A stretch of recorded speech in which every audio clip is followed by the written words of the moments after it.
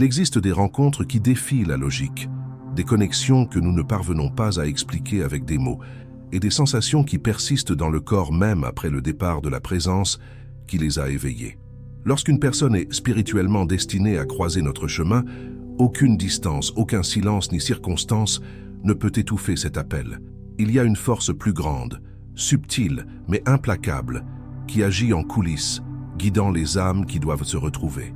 Vous pouvez essayer d'ignorer, de rationaliser, de vous cacher, mais la vie trouvera un moyen de remettre cette personne sur votre route. Et lorsque cela arrive, ce n'est jamais par hasard. Derrière tout cela, il existe un dessein qui transcende l'ego et nous pousse vers ce que nous devons intégrer et vivre. Si vous sentez qu'il y a quelqu'un que l'univers insiste à ramener dans votre vie, ce message est pour vous. Laissez dans les commentaires « Je fais confiance à ce que l'univers a pour moi ». Profitez-en pour mettre un like, vous abonner à la chaîne et laisser votre soutien dans les commentaires. Cela renforce cet espace de conscience et nous permet de continuer à partager des contenus comme celui-ci. Dans la psychologie analytique de Carl Jung, les rencontres significatives ne sont pas de simples coïncidences, mais des manifestations de la synchronicité, un principe selon lequel des événements apparemment sans lien révèlent en réalité une profonde interconnexion à travers un sens caché. Quand nous ressentons que quelqu'un est spirituellement destiné à nous, nous sommes en vérité touchés par ce principe invisible, où l'âme reconnaît chez l'autre quelque chose qui doit être vu, guéri ou intégré. Jung nous enseigne que chaque relation profonde active en nous des forces inconscientes. L'autre devient un miroir, reflétant nos projections les plus intimes, y compris celles que nous refusons de voir. L'idée que l'univers ne nous laissera pas ignorer une personne spirituellement choisie est intimement liée au processus d'individuation, car cette personne porte en elle des aspects de notre ombre, de notre animus ou de notre anima, et de tout ce qui n'a pas encore été intégré en nous. Souvent, c'est à travers ces relations que l'inconscient collectif agit, créant des circonstances qui échappent à notre contrôle conscient. Retrouvailles, souvenirs persistants, rêves vifs, signes et intuitions intenses sont autant de manières par lesquelles l'inconscient tente de nous réveiller à ce qui est en jeu. Ces liens, lorsqu'ils sont authentiques, nous poussent au-delà du désir superficiel et révèlent une mission intérieure, intégrer des parties niées, guérir des blessures ancestrales et éveiller une conscience plus vaste de qui nous sommes vraiment. Refuser ou ignorer cet appel peut engendrer de l'agitation, de l'anxiété et le sentiment qu'une vérité essentielle est évitée. Ainsi, lorsque la vie insiste à nous présenter une personne de façon récurrente et inexplicable, il est sage de regarder avec attention. L'univers, ou plutôt l'inconscient profond, signale qu'il y a quelque chose de sacré dans cette connexion, quelque chose qui pourrait être la clé de votre propre transformation. Lorsque nous sentons qu'une personne est entrée dans notre vie avec un dessein supérieur, il s'agit presque toujours d'un miroir qui reflète des aspects cachés de nous-mêmes. Carl Jung appelait cette partie refoulée et inconsciente de notre personnalité l'ombre. Elle ne représente pas nécessairement le mal, mais tout ce qui a été rejeté, ignoré ou oublié parce que cela ne correspondait pas à l'image que nous avons construite de qui nous devrions être. Et c'est précisément cette ombre qui tend à s'activer lorsque nous rencontrons une personne spirituellement significative. L'intensité de ce type de rencontre ne s'explique pas seulement par la compatibilité émotionnelle ou physique, mais par la profondeur avec laquelle l'autre éveille en nous ce qui est resté enfoui et non reconnu. Nous pouvons ressentir une connexion inexplicable, une attraction irrésistible, ou même une résistance troublante, et tout cela est lié à ce qui est reflété. L'ombre reconnaît l'ombre, même si l'ego tente de résister. Souvent, ces personnes nous dérangent parce qu'elles révèlent des faiblesses que nous essayons de dissimuler, des passions que nous réprimons, des élans que nous jugeons inacceptables ou des potentiels que nous craignons de manifester. D'autres fois, elles nous fascinent car elles expriment avec naturel ce qui, en nous, est encore endormi. Courage, liberté, intensité, abandon. L'âme reconnaît en elle quelque chose qui lui appartient, mais que l'ego n'a pas encore intégré. L'ombre, donc, n'est pas seulement une porte vers la douleur, mais aussi vers la transformation. Quand une personne spirituellement alignée à notre parcours apparaît, ce n'est pas seulement pour combler le cœur, c'est pour désorganiser, provoquer, questionner et surtout illuminer. Comme si l'univers, à travers cette présence, pointait directement vers les zones aveugles de notre âme en disant « Voilà ce que tu dois voir ». Ignorer cette figure, ou fuir la connexion peut signifier refuser une opportunité d'autoconnaissance. C'est pourquoi si souvent ces personnes reviennent, pas forcément sur le plan physique, mais dans les rêves, les souvenirs, les pensées persistantes. Ce sont des manifestations de la psyché qui tentent de faire remonter à la surface ce qui doit être élaboré et intégré. Le processus est si insistant car, pour Jung, la psyché tend toujours vers la totalité et elle ne se repose pas tant que le contenu de l'ombre n'a pas été assimilé. Ces rencontres, aussi douloureuses ou intenses soient-elles, possèdent une dimension profondément thérapeutique. Elles ne surviennent pas pour renforcer une dépendance affective, mais pour nous enseigner qui nous sommes vraiment. Et plus nous acceptons ce processus, plus nous comprenons que l'autre n'est qu'un canal, un messager de notre propre âme. La douleur qui l'éveille est la douleur de ce qui n'a pas encore été guéri. L'amour qu'il fait naître est le reflet de l'amour que nous devons cultiver pour nous-mêmes. Cependant, il faut prendre garde à ne pas trop idéaliser ces rencontres. L'ombre peut séduire, manipuler, créer des illusions. Le véritable apprentissage n'est pas de s'attacher à l'autre, mais de décoder ce qu'il est venu révéler. Parfois, le geste d'amour le plus élevé consiste à laisser partir, en reconnaissant que le but de cette présence a déjà été accompli. Réveiller ce qui était endormi. D'autres fois, la rencontre perdure et se transforme en un partenariat profond, où les deux continuent à se refléter et à intégrer leurs parties cachées, évoluant ensemble. Cela n'est possible que lorsqu'il existe une maturité suffisante pour faire face à l'intensité de l'ombre, sans projeter sur l'autre la responsabilité de guérir nos blessures. C'est à ce moment que la relation cesse d'être seulement un miroir et devient un chemin d'individuation partagée. L'ombre, lorsqu'elle est reconnue et accueillie, se transforme en puissance. Les relations spirituellement marquantes, même temporaires, sont des invitations claires à ce processus d'intégration. Elles nous montrent qu'aimer véritablement, c'est aussi confronter, transmuter et libérer, et qu'au-delà de chaque douleur réveillée par ces rencontres, se cache une opportunité unique de devenir entier. Dans la vision de Carl Jung, l'univers psychologique et le monde extérieur ne sont pas séparés. Au contraire, ils sont profondément liés par un principe appelé synchronicité, l'apparition de coïncidences significatives qui ne peuvent s'expliquer par une causalité logique, mais qui portent un sens symbolique profond.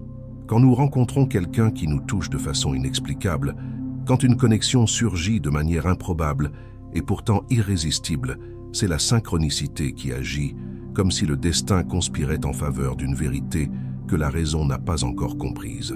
Ces connexions n'arrivent pas par hasard. Elles sont des mouvements de l'inconscient collectif, une matrice symbolique qui transcende l'individuel et relie toutes les âmes à travers des archétypes universels. Quand deux personnes se rencontrent de manière apparemment fortuite, mais avec un impact émotionnel et spirituel profond, ce qui se produit, c'est l'éveil de contenus inconscients qui s'alignent dans leurs histoires respectives. L'âme reconnaît quelque chose, un appel, un écho ancien. Jung croyait que nous étions guidés par une force intérieure qui nous pousse vers la totalité, le soi. Et le soi organise la vie de manière à nous placer devant les expériences dont nous avons le plus besoin dans ce chemin d'individuation. Les personnes qui surgissent à des moments clés de façon répétée ou avec une intensité inexplicable sont souvent des manifestations de cette intelligence psychique qui veut nous transformer. Ces âmes qui nous croisent ne sont pas de simples rencontres, ce sont des clés symboliques, des portes qui s'ouvrent vers notre propre profondeur. La synchronicité se manifeste de nombreuses façons. Rencontres fortuites qui semblent orchestrées, symboles récurrents liés à une personne, rêves vifs, sensations de déjà-vu, ou une connexion émotionnelle qui transcende temps et espace. Quand ces expériences surviennent, c'est comme si l'univers créait un pont entre le conscient et l'inconscient, forçant l'ego à prêter attention à ce que l'âme a déjà perçu. C'est pourquoi, même après des tentatives d'éloignement, le sentiment persiste, le souvenir insiste, la vie conspire, ramenant des signes, des messages, ou même des retrouvailles physiques. Ce qui n'a pas été compris revient sans cesse, car l'inconscient travaille par répétition symbolique jusqu'à ce que la leçon soit assimilée. Ignorer ces manifestations, c'est comme fermer les yeux devant un miroir. L'image reste, même niée.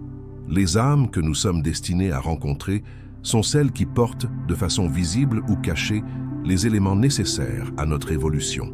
Elles peuvent nous défier, nous déstabiliser ou nous inspirer profondément, mais elles laissent toujours une empreinte. Elles agissent comme catalyseurs de changements intérieurs. Dans bien des cas, elles ne viennent pas pour rester, mais pour initier un mouvement qui nous reconnecte à quelque chose d'oublié en nous. La synchronicité agit aussi comme une réponse symbolique à notre état intérieur. Lorsque nous sommes prêts pour un certain type d'apprentissage ou de guérison, l'univers présente la figure adéquate. Et cette figure résonne toujours avec le contenu inconscient sur le point d'émerger. Voilà pourquoi ces rencontres nous touchent si profondément. Elles sont un miroir non pas de ce que nous sommes aujourd'hui, mais de ce que nous sommes destinés à intégrer. Cependant, il faut comprendre que la synchronicité n'assure pas une fin romantique ou idéalisée. La présence de quelqu'un spirituellement significatif peut être passagère, douloureuse ou même chaotique, mais son importance ne réside pas dans la durée du lien, mais dans l'impact qu'il provoque. La question n'est pas « pourquoi cette personne est-elle apparue ?», mais « qu'est-ce qui en moi a été activé par sa présence ?» Jung ne voyait pas le destin comme quelque chose de fixe et d'inaltérable, mais comme une tendance profonde de la psyché à rechercher l'intégration. Les âmes que nous attirons tout au long de notre vie reflètent cette quête. La synchronicité est donc un langage de l'âme, une forme de communication qui nous guide vers des rencontres nécessaires, des expériences transformatrices et des révélations intérieures. Accepter ce langage, c'est s'ouvrir à une réalité où le hasard n'existe pas et où tout, même la rencontre la plus inattendue, porte un sens. C'est reconnaître que, lorsqu'une personne nous est spirituellement destinée, l'univers, ou plutôt l'inconscient profond, ne permettra pas que cela passe inaperçu. Il nous poussera, doucement ou avec force, jusqu'à ce que nous voyions ce qui doit être vu, jusqu'à ce que nous ressentions ce qui doit être ressenti. Dans la psychologie analytique de Carl Jung, tout être humain porte en lui des aspects psychiques du sexe opposé. Chez l'homme, cette image intérieure du féminin est appelée l'anima. Chez la femme, celle du masculin est l'animus. Ces figures ne sont pas seulement symboliques, elles influencent directement notre manière d'aimer, de choisir des partenaires et de nous relier à l'autre. Lorsque nous sentons que quelqu'un nous est spirituellement destiné, il est possible que nous soyons face à la personnification extérieure de ces figures internes. Et, dans ce cas, l'impact de la connexion est inévitable. L'anima et l'animus agissent comme des ponts entre l'inconscient et le conscient. Ce sont des archétypes qui nous poussent vers la totalité en nous confrontant à tout ce que nous n'avons pas encore reconnu en nous. C'est pourquoi, en projetant l'anima ou l'animus sur une personne rencontrée, l'expérience prend une dimension mystique, presque transcendante. Nous voyons en cette personne quelque chose qui dépasse la personnalité ordinaire. Nous y percevons un idéal, une complétude, une partie de nous qui semblait manquer. Cette projection, toutefois, n'est pas consciente. Nous avons l'impression d'avoir trouvé l'âme sœur, le complément parfait, la moitié perdue. Et cette intensité peut être belle et révélatrice, mais aussi dangereuse. Car ce que nous idéalisons chez l'autre est souvent une représentation de ce qui n'a pas encore été développé en nous. L'autre porte alors le poids de nos attentes, de nos désirs et de nos manques spirituels. Nous n'aimons pas seulement la personne réelle, mais l'archétype que nous projetons sur elle. Chez les hommes, l'anima peut se manifester comme sensibilité, intuition, capacité d'abandon et amour profond. Lorsqu'un homme rencontre une femme qui réveille son anima, il peut ressentir une fascination inexplicable, comme si elle touchait un point sacré de son âme.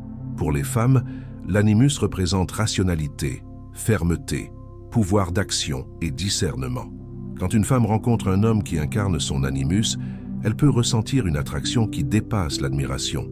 Elle est magnétisée par quelque chose qui symbolise force et transcendance. Ces projections ne sont pas des erreurs de l'âme, mais des instruments d'apprentissage. Elles sont nécessaires pour nous mettre en contact avec des aspects de nous-mêmes restés inconscients. Le problème survient quand nous nous accrochons à la projection et refusons de voir l'autre tel qu'il est réellement. C'est alors que nous idéalisons, romantisons et nous abandonnons à des fantasmes que la réalité ne peut pas soutenir. Inévitablement, le choc survient, car aucune personne réelle ne peut porter le poids d'un archétype indéfiniment.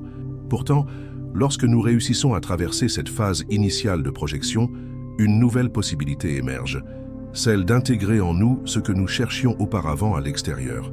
L'homme qui reconnaît son anima dans la rencontre avec une femme apprend à développer sa propre sensibilité, son intuition et sa capacité d'abandon.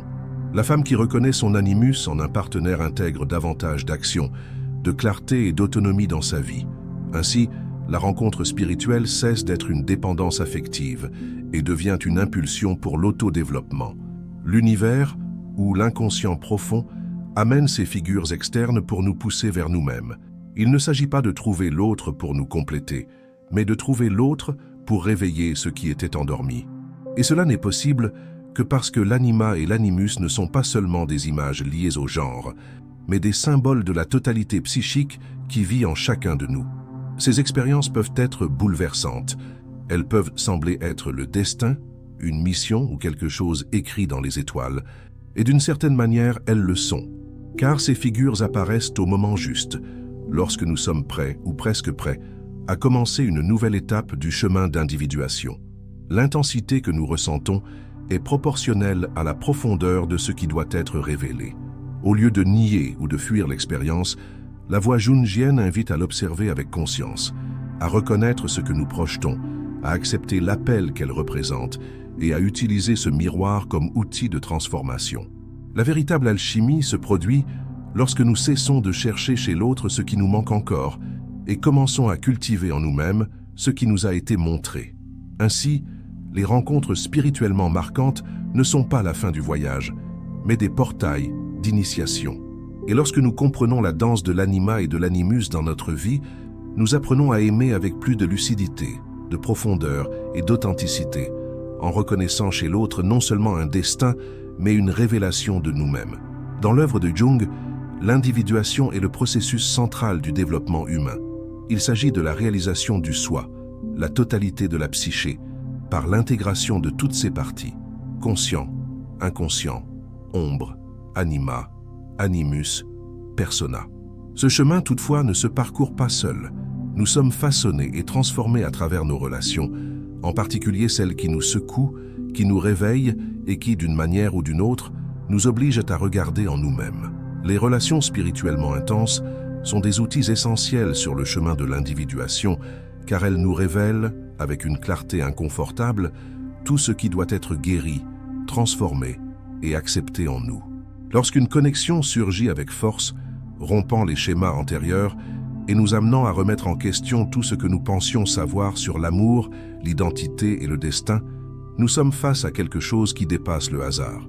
Cette personne, même si elle ne reste pas, joue un rôle initiatique. Elle nous place devant un miroir qui reflète notre âme avec précision. L'intensité de l'expérience est directement proportionnelle à la profondeur de ce qui est révélé. Et ce qui est révélé est presque toujours une partie de nous qui doit être intégrée. Dans l'individuation, nous ne cherchons pas à devenir meilleurs selon des normes externes, mais à devenir plus entiers. Et la plénitude n'est possible que lorsque nous reconnaissons et accueillons tout ce que nous sommes, y compris ce que nous jugeons, cachons ou rejetons. Les relations amoureuses, surtout celles qui nous marquent spirituellement, sont le théâtre parfait pour cette confrontation.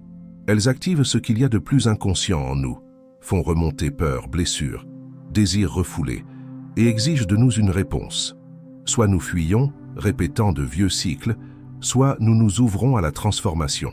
Il est courant, au début, d'idéaliser l'autre comme la solution à nos dilemmes intérieurs. Mais avec le temps, nous comprenons que ce que l'autre éveille n'est pas à lui, c'est à nous. La douleur d'une séparation, la frustration d'une impossibilité, l'euphorie de retrouvailles, tout pointe vers quelque chose en nous qui a besoin d'attention. Et c'est à ce moment que la relation cesse d'être seulement une histoire d'amour pour devenir un laboratoire alchimique où l'ego est brisé et l'âme révélée. Souvent, la personne spirituellement destinée à croiser notre chemin ne vient pas pour rester, mais pour initier un changement irréversible. Elle allume l'étincelle, ouvre la blessure, montre l'ombre et repart. Et même si l'ego résiste et désire la permanence, l'âme comprend. Le but a été accompli. D'autres fois, le lien demeure et les deux marchent côte à côte, chacun portant son propre processus d'individuation, tout en partageant le voyage. Dans ces cas, l'amour devient un espace sacré de croissance mutuelle, où il y a respect de l'autonomie de l'autre et reconnaissance de ses propres projections. L'individuation à travers la relation exige du courage. Le courage de ne pas rendre l'autre responsable de notre bonheur ou de notre douleur. Le courage de regarder en nous lorsque l'instinct est de blâmer. le courage d'accepter que ce qui semble juste pour le cœur n'est pas toujours le meilleur chemin pour l'âme. Et surtout, le courage de permettre à l'amour de nous transformer, même lorsqu'il se présente de manière déconcertante, imparfaite et exigeante. Jung comprenait que le soi organise les expériences de vie pour nous conduire vers la totalité. Si quelqu'un apparaît de façon répétée dans nos pensées, nos rêves ou nos circonstances extérieures, c'est le signe qu'un message profond est envoyé. La récurrence n'est pas une obsession gratuite, mais l'insistance de la psyché pour que quelque chose soit compris. Et quand nous saisissons enfin ce que cette relation est venue nous montrer, la douleur se dissout et la sagesse s'installe. Tout au long du chemin, nous apprenons à aimer sans possession, à ressentir sans illusion, à nous abandonner sans nous perdre. Cela ne signifie pas devenir indifférent ou froid, mais développer une force intérieure telle que l'amour ne nous détruit plus. Il nous reconstruit. L'autre cesse d'être un besoin et devient un miroir, un allié, un symbole de transformation. Ainsi, les rencontres que l'univers insiste à nous présenter ne sont pas des caprices du destin, mais des invitations à l'individuation. Ce sont des moments décisifs où l'âme nous murmure « Fais attention, ici se trouve quelque chose d'essentiel ». Et lorsque nous écoutons cet appel avec honnêteté, même si le chemin est douloureux, il nous conduit à un lieu où nous sommes plus vrais, plus conscients et surtout plus entiers. Certaines connexions ne s'expliquent pas, elles se ressentent. Et quand nous ressentons profondément, ce n'est pas seulement le cœur qui répond, mais toute l'âme. Les rencontres qui défient le temps, qui résistent à l'oubli, qui reviennent dans les rêves ou la mémoire avec insistance, ne sont pas des accidents de la vie. Ce sont des signes, des messages de l'inconscient orchestrés par des forces qui souhaitent notre transformation. Carl Jung nous a enseigné que tout ce qui doit être intégré reviendra d'une manière ou d'une autre. Et souvent, cela revient sous la forme d'une personne, un miroir, un catalyseur. Ces relations, intenses et déconcertantes, ne viennent pas seulement combler des vides, mais nous compléter de l'intérieur en illuminant ce qui doit être vu. L'univers n'insiste jamais sans raison. Chaque retrouvaille, chaque signe, chaque émotion profonde est une invitation à l'individuation. Si vous êtes arrivé jusqu'ici, c'est que vous savez déjà qu'il y a quelque chose de plus grand qui guide vos pas. Faites confiance à ce processus. Accueillez l'appel. Abonnez-vous à la chaîne et activez les notifications. Et si ce contenu vous a touché, regardez dès maintenant la vidéo qui apparaît sur votre écran. Souvenez-vous, le véritable amour commence lorsque nous devenons entiers. L'univers ne renonce jamais à ce qui est essentiel pour votre évolution.